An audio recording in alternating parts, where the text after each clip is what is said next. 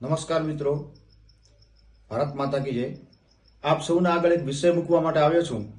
કે આજ રોજ કલેક્ટરશ્રીએ પોતાનો જે જનતાનો અભિપ્રાય છે એ જાણવા માટે એક પરિપત્ર જાહેર કરેલો છે અને એ પરિપત્રને ધ્યાનમાં રાખીને આપણે સૌએ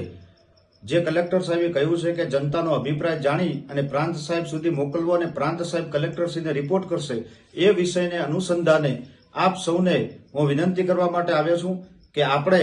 28 દિવસથી જે લડાઈ લડી રહ્યા છીએ એ હવે પ્રજાના મત ઉપર આવીને ઉભી રહી છે। તો એના માટે પ્રાંત સાહેબને સૌથી વધુમાં વધુ આપણે વાંધા અરજી કરવાની છે કે આપણે થરાદ જવું નથી, આપણે બનાસકાંઠા જિલ્લામાં જ યથાવત રાખો ધાનેરાને। એ માટે થઈ અને કોઈ પણ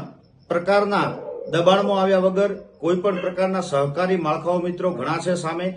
એ બધાના જોડે એ શક્તિનો ઉપયોગ કરશે, પણ આપણે જાગૃત બની અને જે અભણ અને ભોળી પ્રજા છે એ પ્રજાને આપણે સમજાવી અને સમયની મર્યાદા છે, રવિવાર સુધી આપણે સૌથી વધુમાં વધુ વાંધા અરજીઓ પ્રાંત સાહેબ સુધી પહોંચે એ વિષયને લઈને આપ સૌને હું વિનંતી કરું છું કે આપણે સૌ યુવાનો જાગૃત થઈ અને વધુમાં વધુ અરજીઓ એ પ્રાંત સાહેબ સુધી પહોંચાડીએ અને આપણા જે આપણી લડત છે એને મજબૂત બનાવીએ અને આપણો ધાનેરા તાલુકો બનાસકાંઠા જિલ્લામાં રાખવા માટે આપણે જાગૃત બની અને એક એક વ્યક્તિ સુધી પહોંચીએ। 3 દિવસનો સમયગાળાની અંદર આપણને ઘણી બધી અરજીઓ, આપણે લાખોની સંખ્યામાં અરજીઓ આપવી પડશે, તો